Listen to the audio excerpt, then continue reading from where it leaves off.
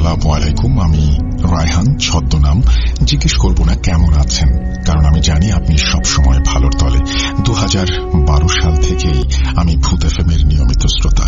2012 সাল থেকেই কখন ঘড়িতে রাত 11:59 বাজবে সেই অপেক্ষা, কখন আপনার কণ্ঠে শুনব ভূত.com। আমার বাসা মুন্সিগঞ্জ জেলার কোন একটি গ্রামে। আজ আমি শেয়ার করব আমার এবং আমার একমাত্র ছেলে 3 বছর বয়সী রেদওয়ানের সাথে ঘটে যাওয়া মর্মান্তিক এক ঘটনা। এই প্রথম ভূত.com-এ ঘটনা পাঠাচ্ছি, ভুল ত্রুটি ক্ষমা সুন্দর দৃষ্টিতে দেখবেন। আমার লেখায় বা শব্দ চয়নে অনিচ্ছুক ভুলের জন্য আমি ক্ষমা প্রার্থী। শুরু করছি ঘটনা।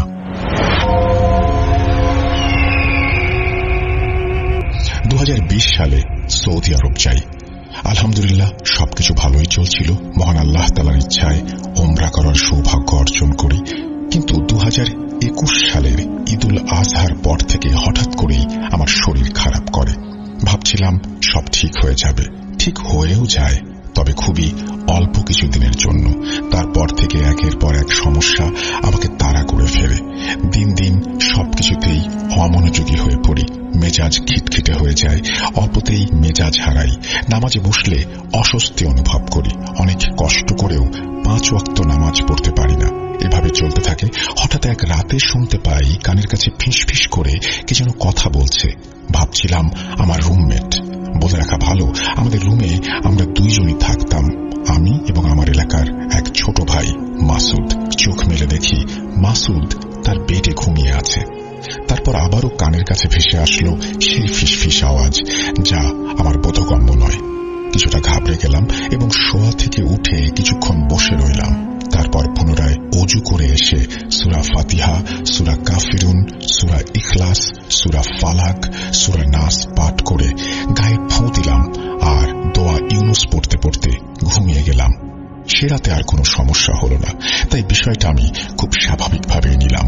বাসায় কিছু বলার প্রয়োজন মনে করলাম না। ভাবলাম বাসায় সব বললে দুশ্চিন্তা করবে। মাসুদকেও কিছু বললাম না, ছোট মানুষ হয়তো ভয় পাবে।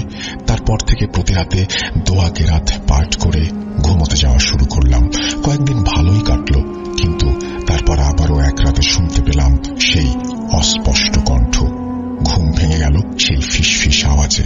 চোখ মেলে দেখলাম মাসুদ তার পেটে ঘুমে আচ্ছন্ন। তারপর পুনরায় কানের কাছে ভেসে আসলো সেই ফিসফিসানির কথাগুলো। আমভেনিত সতি বা এরকম টাইপের একটা বিজাতীয় ভাষা, এবং একটু পরেই একটা হাসি, এবং তার কিছুক্ষণ পরে হাসিটি বন্ধ হয়ে গেল। সবকিছু আবার নীরব। পুরো রুমে একটা বিশ্রী মাংস পচা গন্ধ ছড়িয়ে পড়ল। গন্ধটা তীব্র থেকে তীব্রতর হতে লাগলো। নিজেকে আর ঠিক রাখতে পারলাম না। দৌড়ে বেসিনে গিয়ে বমি করে দিলাম। অনেকক্ষণ বমি করার পর চোখ মেলে চাইতে পারছিলাম না। অনেক কষ্টে চোখ মেলে তাকালাম, আর আবছা চোখে যা দেখলাম নিজেকে বিশ্বাস করতে পারছিলাম না। বেসিনে চোখ যেতেই দেখলাম আমার বমির রং পোড়া মোবিলের মতো কুচকুচে কালো। অথচ লাস্ট 2 দিনে খাবার তালিকায় এমন কোনো খাবারই ছিল না যেটার ফলে এই ধরনের বমি হতে পারে। বমি করা শেষ হলে হাতে মুখে পানি দিতে গিয়ে আরেকটা ধাক্কা খেলাম। আয়নায় নিজের চেহারা দেখে বিশ্বাস করতে পারলাম না এটা আমি। আমার চেহারা অনেক মলিন আর ফ্যাকাশে দেখাচ্ছিল। নিজের চেহারা দেখে মনে হচ্ছিল আমি অনেক আগেই মারা গেছি। মৃত মানুষদের মতো ধবধবে সাদা ফ্যাকাশে মুখ। আমি আর নিতে পারছিলাম না। আতঙ্কিত অবস্থায় পুনরায় অজু করে রুমে এসে দোয়া কেরাত পাঠ করতে থাকি। কিছুক্ষণ পর আবার কানে ভেসে আসে সেই একই বিজাতীয় ভাষা। পেটের মধ্যে এক তীব্র ব্যথা অনুভব করি। মনে হচ্ছিল ভেতর থেকে কেউ যেন সবকিছু চিরে চিরে খাচ্ছে। মুখ দিয়ে কোনো আওয়াজ বের হচ্ছিল না। দোয়া কেরাত পড়তে পারছিলাম না। কলিজায় ভীষণ চাপ অনুভব করলাম। তারপর আর কিছু মনে নেই। জ্ঞান ফিরতে দেখি মাসুদ আমার পাশে বসে আছে, সাথে অন্য রুমের কয়েকজন। তারপর মাসুদ আমাকে জিজ্ঞেস করে, কি হয়েছে রায়হান ভাই, রাতে সব কি বলছিলেন? আমি কিছু বললাম না, শুধু বললাম পেটে খুব ব্যথা অনুভব করছিলাম। পেটে ব্যথা? পেটে ব্যথা। মাসুদ আর কিছু বলল না, আমিও আর কিছু বললাম না।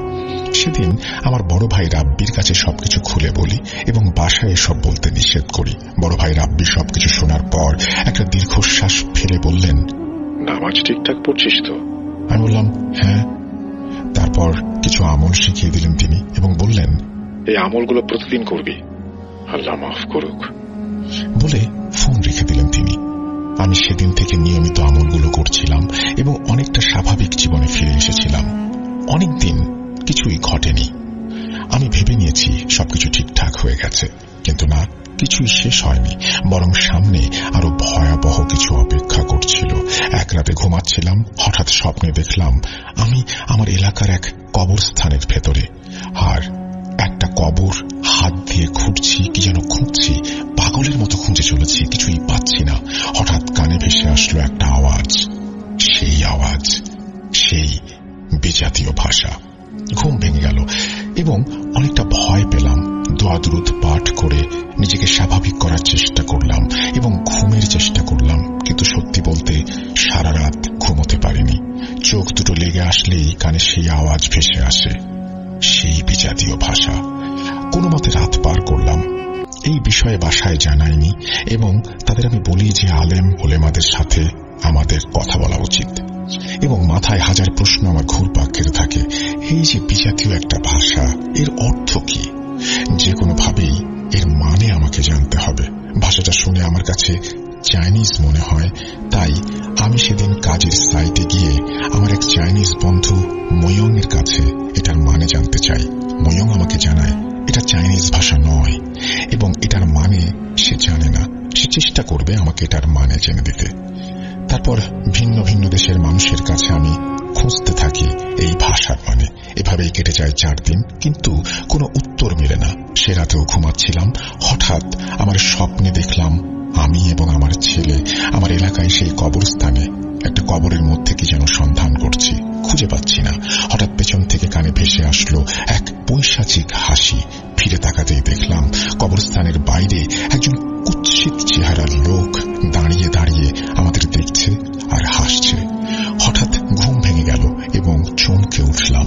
বিছানায় বসে চিন্তা করছিলাম কি ঘটে চলেছে আমার সাথে। দোয়া দুরূদ পড়তে পড়তে ঘুমিয়ে পড়েছিলাম। ঘুম ভাঙল আমার স্ত্রী মিতুর ফোনে। রিসিভ করতেই কাঁদো কাঁদো কণ্ঠে বলল, কাল রাত থেকে রেদওয়ান কেমন যেন করছে। কি হয়েছে ওর? রাত 12:30টার দিকে চিৎকার করে কান্না দিয়ে ঘুম থেকে উঠল।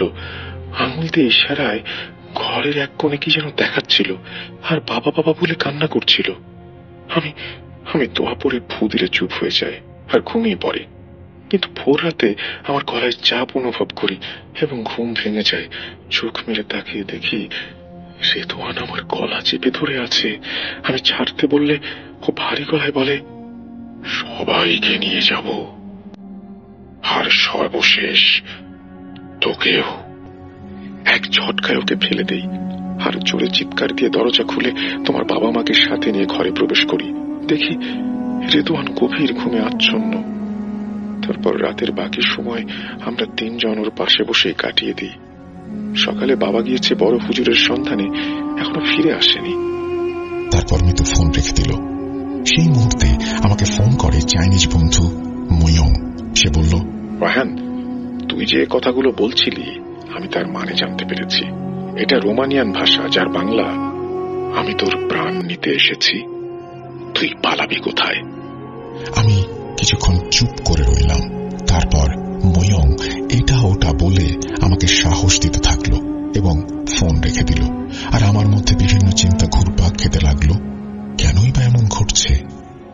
দুপুরের পর বাবা ফোন করে জানালেন বড় হুজুর এসেছিল, সে রেদওয়ানকে দেখে গেছে এবং ওর শরীর বন্ধ করে দিয়েছে। রাতে হুজুর আবার আসবেন, তিনি এটা জানার জন্য আসনে বসবেন যে সমস্যাটা আসলে কোথায়। সেদিন রাতে বাবা ফোন করে বললেন হুজুর এসেছিল এবং এটা নিয়ে বসেছিল। প্রায় 2 ঘন্টার মতো আসন করেছেন তিনি জানিয়েছেন দুজনের উপর জিন চালান করে কালো জাদু করা হয়েছে, আর সেই জিন অনেক শক্তিশালী, তার দ্বারা এটা নিরাময় করা সম্ভব না। তাই তিনি অন্য একজন হুজুরের সন্ধান দিয়ে গেছেন। সেই রাতেও ঘুমের মধ্যে স্বপ্ন দেখলাম আমি সেই কবরস্থানের মধ্যে একটা কবর খুঁড়ে চলেছি আর কি যেন সন্ধান করছি, কিছুই পাচ্ছি না। হঠাৎ পেছন থেকে ভেসে আসলো সেই পৈশাচিক হাসি। পেছন ফিরে তাকাতেই সেই কুৎসিত চেহারার লোকটা হাসতে হাসতেই ভারী গলায় বলে উঠল, কিরে, সব জেনে গেলি? কিছুই করতে পারবি না, আর কবর খুঁড়ে পাবি না, কিছুই পাবি না। আমি তো তোর জান নেবই, সাথে তোর ছেলেও, কেউ আটকাতে পারবে না। তারপর আমি ভীত অবস্থায় জানতে চাইলাম, আপনি কে, কি আপনার পরিচয়, আর আমার জান নিয়ে কি লাভ আপনার? আমার ছেলেই বা আপনার কি ক্ষতি করেছে? সে আবার হাসতে হাসতে বলে উঠল, আমি কে সেটা তোর হুজুরকে জিজ্ঞেস করিস, আর তোদের জান নিলে আমার লাভ? ওরা আমাকে বলি দেয়, আর আমার অনেক বলি চাই। ঠিক আছে, আপনি আমাকে যা ইচ্ছা করুন, কিন্তু আমার ছেলেকে ছেড়ে দিন। তখন আমাকে বলল, তোর ছেলেকে ছেড়ে দিব? ঠিক আছে, ছেড়ে দিব, তুই কবরস্থান থেকে বাইরে আয়। আমিও রেগে মেগে বাইরের দিকে ছুটে চলেছি। দেয়াল টুপকে বাইরে পা ফেলবো, হঠাৎ মাসুদের হ্যাচকা টানে ঘুম ভেঙে গেল। দেখলাম আমি ছাদের ওপর ধপাস করে পড়ে গেলাম। মাসুদ বলে উঠল, কি হচ্ছে রায়হান ভাই, পাগল হয়ে গেছেন আপনি? আমি আরেকটু অবাক হলাম, আমি ছাদে আসলাম কিভাবে? মাসুদ জানতে চাইল, কি হয়েছে আমার, আমি আত্মহত্যা করতে চাইছি নাকি? তখন আমি বললাম, আমি ঘুমের ঘরে এখানে চলে এসেছি, কিন্তু তুমি এখানে কিভাবে আসলে? তখন মাসুদ বলল, আমি ওয়াশরুমে যাচ্ছিলাম, দেখলাম আপনি বেডে ঘুমোচ্ছেন। ওয়াশরুম থেকে ফিরে এসে দেখি আপনি রুমে নেই। দেখার জন্য রুম থেকে বের হলাম, মেইন গেট খোলা, আমিও বের হয়ে গেলাম মেইন গেট দিয়ে। আপনি কোথাও নেই, ভাবলাম ছাদে গিয়েছেন, তাই আমিও ছাদে এলাম। আসার পর দেখলাম আপনি ছাদ থেকে লাফ দিচ্ছিলেন। বলে মাসুদ থামল। সেই রাতে দুইজনেরই আর ঘুম হল না। পরদিন সন্ধ্যায় বাবা ফোন করে জানালেন যে বড় হুজুরের দেয়া ঠিকানায় তিনি যোগাযোগ করেছেন এবং সেই হুজুর জানিয়েছেন সমস্যা দুজনেরই। কিন্তু হুজুর জানান যার সমস্যা তাকে সরাসরি না দেখে সঠিক সমাধান দেওয়া সম্ভব না, এবং তিনি জানান আমি যেন তার সাথে যোগাযোগ করি। বাবা হুজুরের নাম্বার আমাকে দেন। আমি হুজুরের কাছে ফোন করে সালাম দিয়ে আমার পরিচয় দিয়ে সবকিছু খুলে বলি। হুজুর আমাকে বলেন, দেখো রায়হান, তোমার বাবা আমাকে সবকিছু বলেছে।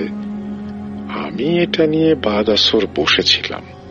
আমি যতদূর জানতে পেরেছি, তোমার এবং তোমার ছেলের ওপর একটা বহুরূপী ছলনাময়ী ইফরিত জিন চালান করে কালো জাদু করা হয়েছে। অনেকগুলো তাবিজ দ্বারা এই কালো জাদু করা হয়েছে। তাই এটা নিরাময় করতে হলে সর্বপ্রথম এই তাবিজগুলো নষ্ট করতে হবে এবং তোমাদের দুজনকেই রুকাইয়া করতে হবে। তাই তোমার দেশে আসা প্রয়োজন। যত দ্রুত সম্ভব দেশে চলে আসো। যতদিন আসতে না পারো কিছু আমল শিখিয়ে দিচ্ছি, নিয়মিত করতে থাকো, ইনশাল্লাহ সমস্যা হবে না। এই বলে হুজুর ফোন রেখে দেয়। আমি তৎক্ষণাৎ কফিলের মক্তবের উদ্দেশ্যে রওনা হই। মক্তবে যাওয়ার পর দেখা যায় আমার ইকামার মেয়াদ আছে 1 মাস। ইকামা রিনিউ করা ছাড়া ছুটি লাগানো যাবে না, তাই বাধ্য হয়ে এক্সিট মারতে বলি এবং ফেরার পথে পরের দিনের টিকিট করে আসি। তার পরের দিন দেশে চলে আসি। আমার আসার খবর হুজুরকে দিলে সে জানায় রাতে আমাদের বাসায় আসবে এবং দিন গড়িয়ে রাত হলে ইশার নামাজের পর হুজুর আমাদের বাসায় আসেন এবং আসন বসান এবং তিনি জানান, আপনাদের কবরস্থানে 3টি কবরের মধ্যে 12টি তাবিজ পুঁতে রাখা হয়েছে এবং রায়হান আর রেদওয়ানের নারীর প্যাঁচে 2টা তাবিজ রাখা আছে। তারপর বাবা জানতে চায়, হুজুর কোন 3টি কবরে তাবিজ পুঁতে রাখা হয়েছে সেটা কিভাবে জানব? হুজুর বলেন, রায়হানকে 9টা এবং রেদওয়ানকে 5টা তাবিজের মাধ্যমে কালো জাদু করা হয়েছে। রায়হানেরটা সহজ হলেও রেদওয়ানেরটা সহজ হবে না।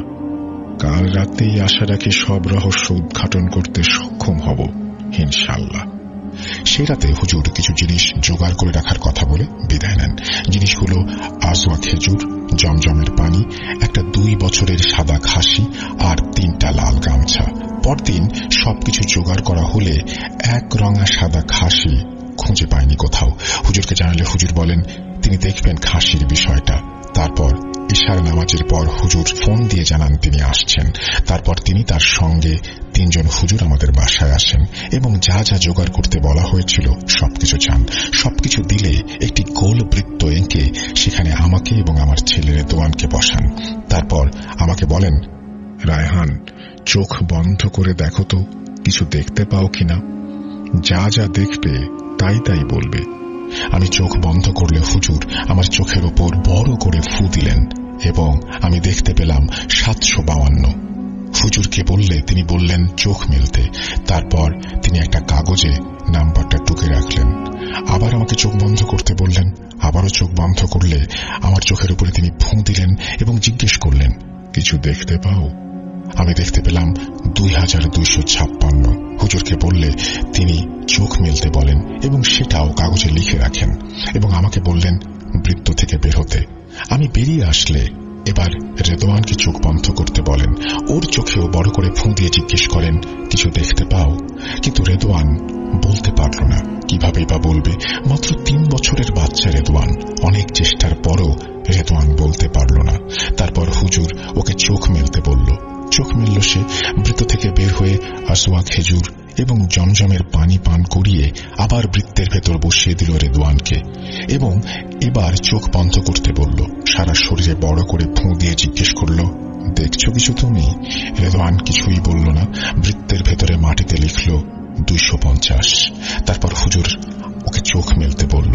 চোখ মেললে আবার চোখ বন্ধ করতে বলে বড় করে সারা শরীরে ফু দিলেন হুজুর। রেদওয়ান আবারও বৃত্তের ভেতরে লিখল 250। তারপর হুজুর আমাকেও বৃত্তের ভেতর প্রবেশ করতে বললেন। আমি প্রবেশ করলাম। খাসিটাকেও বৃত্তের ভেতরে প্রবেশ করানো হলো। তারপর আমাদের দুজনকে পুনরায় চোখ বন্ধ করার নির্দেশ দিলেন হুজুর। তারপর আর কিছু মনে নেই। চোখ মেললে দেখলাম আমরা সবাই কবরস্থানের ভেতরে। পরের স্টোরিটা বাবার মুখে শোনা। তোদের বৃত্তের ভেতর প্রবেশ করানোর পর তোরা দুজনেই সেন্সলেস হয়ে যাস। তারপর সবকিছু যেন নীরব হয়ে গেল। চারিদিকে মনে হচ্ছে ঝড় বয়ে যাচ্ছে। হুজুর অনর্গল আয়াত পড়ে যাচ্ছেন এবং এক পর্যায়ে হুজুর তোদের দুজনের পেটের ভেতরে হাত বুলিয়ে 2টা তাবিজ বের করে আনেন এবং আমাদের বলেন সবাই দাঁড়িয়ে পড়েন এবং তোরা বের হলে যেন আমরা সবাই তোদের পেছনে যাই। কিছুক্ষণ পর তোরা সেই বৃত্ত থেকে বের হয়ে হাঁটতে শুরু করলে হুজুর সহ আমরা সবাই তোদের পিছু নেই এবং তোরা কবরস্থানের মধ্যে প্রবেশ করলে হুজুর এবং আমি তোর পিছু নেই আর বাকি 3 জন হুজুর রেদওয়ানের। তারপর তুই পরপর 2টা কবর খুঁড়ে 8টি তাবিজ বের করে আনলি এবং ফের মাটিতে লুটিয়ে পড়লি। রেদওয়ান একটি কবর খুঁড়ে 4টি তাবিজ বের করে নিয়ে আসলো এবং সেন্সলেস অবস্থায় মাটিতে লুটিয়ে পড়ল। বলে বাবা থামলেন। সেই মুহূর্তে হুজুরকে দেখলাম আমার কাছে এসে ফু দিয়ে আমার শরীর পুনরায় বন্ধ করে দিয়ে বললেন, চলো বাড়ি যাবে। রাত তখন আনুমানিক 1:30 হবে। বাসায় এসে দেখি খাসিটা এখনো বৃত্তের ভেতরেই। হুজুর 1 বালতি পানির মধ্যে জমজমের পানি মিশিয়ে 14টা তাবিজ সেখানে ডুবিয়ে দিলেন এবং 4 জন হুজুর একসাথে তাবিজগুলো খুলতে লাগলেন। দেখা গেল প্রতিটা তাবিজেই চুল এবং একটা জামার অংশ। তাবিজগুলো নষ্ট করার পর আমাকে এবং রেদওয়ানকে নদীর ধারে নিয়ে যাওয়া হয় রুকাইয়া গোসল করাতে এবং গোসলের পূর্বে কিছু নিয়ম বলে দেওয়া হয় এবং বললেন গোসল শেষে কোনো দিকে না তাকিয়ে আমরা যেন বাসায় চলে যাই। যত কিছু হয়ে যাক আমরা যেন না তাকাই। আমি বললাম, জি হুজুর। তারপর আমাদের রুকাইয়া গোসল করানো হলো। গোসলের স্থানে একটা বাটিতে আজওয়া খেজুর গামছা রেখে জমজমের পানি ছিটিয়ে দিয়ে হুজুর আমাদের সামনে চলতে বললেন। একজন হুজুর এবং রেদওয়ানকে সামনে রেখে ভেজা শরীরে বাসার দিকে চলতে থাকি। পেছন থেকে হঠাৎ মনে হলো বাবার চিৎকার। ফিরে দেখতে যাব তখনই মনে হলো হুজুরের কথা। তাই পেছন ফিরে না তাকিয়ে বাসায় এসে পা ধুয়ে কাপড় পাল্টে ঘরে প্রবেশ করলাম। হুজুর আমাদের সাথে ঘরে প্রবেশ করলেন আর আমার আর রেদওয়ানের ডান হাতে একটি করে তাবিজ বেঁধে দিলেন। বললেন সদ্য নবজাতক এবং মৃত বাড়ি গেলে যেন তাবিজ খুলে রেখে যাই। কিছুক্ষণ পরই ফজরের আজানের ধ্বনি কানে ভেসে আসলো এবং সবাই ফজরের নামাজ শেষ করলাম। নামাজ শেষে হুজুর বলে গেলেন খাসিটা জবাই করে সবার মাঝে যেন বিলিয়ে দেই, আমরা যেন এই খাসির মাংস না খাই। বলে হুজুররা বিদায় নিলেন।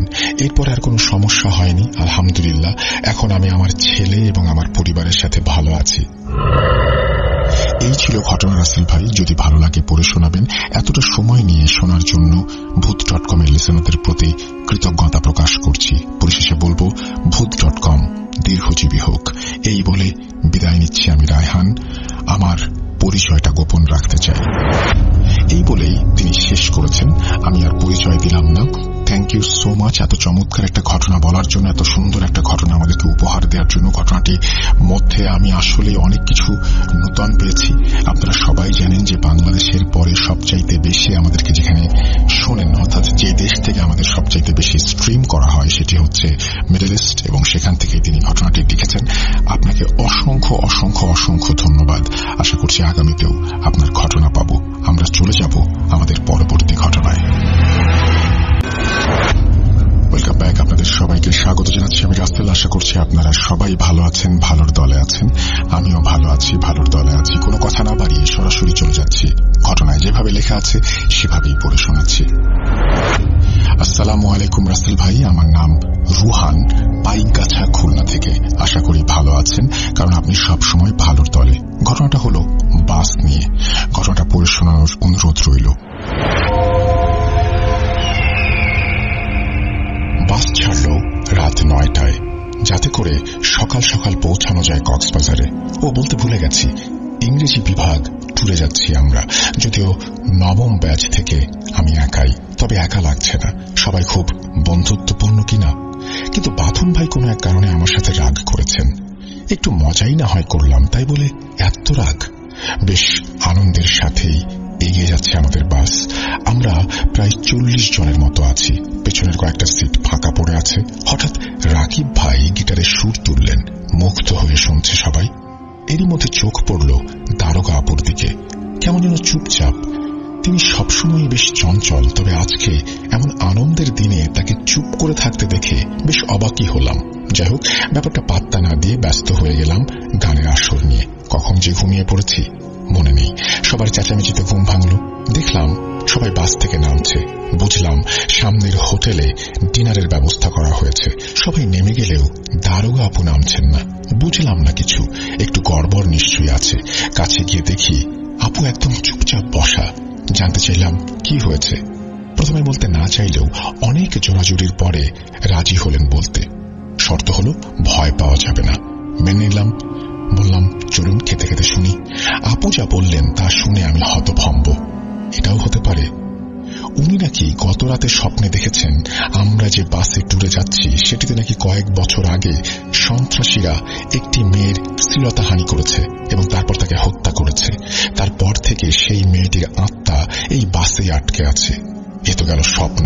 মূল ভয়ের কথা, এই দারোগা আপু বাসে ওঠার পর থেকেই অস্বস্তি বোধ করছেন। একবার দেখছেন পেছনের ফাঁকা সিটে কোনো একটিতে একটা রক্তাক্ত মেয়ে বসে আছে। চুলগুলো এলোমেলো, লাল চোখ দুটো যেন বেরিয়ে আসতে চাইছে। আবার ঘাড়ের কাছে নিঃশ্বাসের শব্দও তিনি পেয়েছেন। যাই হোক, বেশ খানিকটা ভয় পেলেও সেটা প্রকাশ করলাম না, বরং আপুকে সাহস দিয়ে বললাম আমার পাশের সিটে বসার জন্য। বাস চলছে। হঠাৎ একটা চিৎকার শুনতে পেলাম। আপুর দিকে তাকিয়ে বললাম কিছু শুনতে পেলে? উনি হ্যাঁ বোধক উত্তর দিলেন। দেখলাম সবাই ঘুমিয়ে। তার মানে এই বিকট চিৎকার শুধু আমরা দুজনেই শুনতে পেয়েছি। বুঝলাম যে বাসে অতি প্রাকৃত কিছু অবশ্যই আছে। সবাইকে রেখে আমাদের কেন পেয়ে বসল? স্পেশালি আপুকে। হয়তো আপুর সাথে ওই খারাপ আত্মাটার কোনো একটা সম্পর্ক আছে। চিন্তাটা মাথায় আসতে আপুকে জিজ্ঞেস করলাম যে ক্যাম্পাস থেকে বাস ছাড়ার আগে উনি বাসের আশেপাশে গিয়েছিলেন কিনা। উনি বলেন হ্যাঁ। সাথে সাথে গুগলে সার্চ দিলাম। বাসে একটি মেয়েকে শ্লীলতাহানি করে হত্যা করা হয়েছে। যে কয়টা সার্চ রেজাল্ট আসলো তার মধ্যে একটি মেয়ের সাথে দারোগা আপুর চেহারার অদ্ভুত মিল। যা বোঝার বুঝে নিলাম। আমার প্রশ্নের উত্তর আমি পেয়ে গেছি। এই জন্যই এই আত্মাটি আপুকে বিরক্ত করছে, আর আমার সাথে শেয়ার করায় আমিও আক্রান্ত হচ্ছি। তবে গন্ডগোল একটা থেকে যাচ্ছে। এই আত্মা এত সহজে আপুর পিছু ছাড়বে না। হঠাৎ দেখি আপু পাশে নেই। হে কি, উনি তো আমার পাশেই ছিলেন। আমি বের না হলে উনি তো বের হতে পারবেন না। তাহলে সামনে বসা সিদ্দিক ভাইকে বললাম দারোগা আপুকে দেখছি না। উনি অবাক হয়ে বললেন উনি কি ট্যুরে এসেছেন নাকি? এমন সময় চোখ পড়ল জানালার বাইরে। দেখলাম একটা মেয়ে হাইওয়েতে দাঁড়িয়ে, ঠিক পূর্বের বর্ণনার মতো। হতভম্ব হয়ে ভাবছি এটা কি হলো। এই ঘটনাটি তিনি লিখেছেন তার মতো করে, আমিও পড়ে শোনালাম। এবার বিশ্বাস করা বা অবিশ্বাস করা এটা পুরোপুরি আপনাদের ব্যাপার।